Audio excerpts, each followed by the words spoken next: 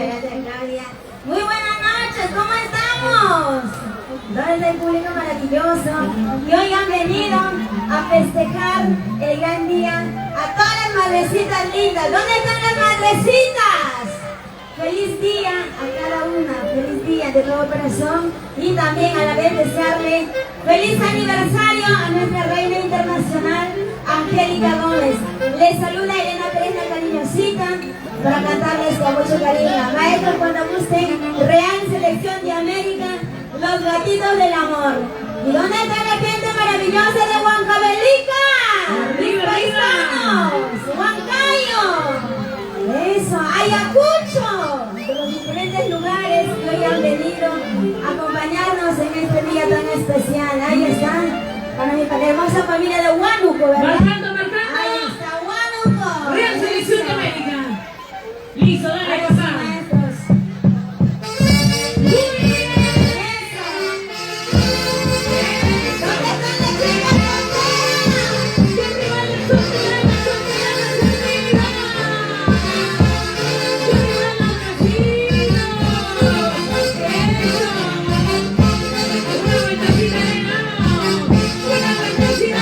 Una vueltecita,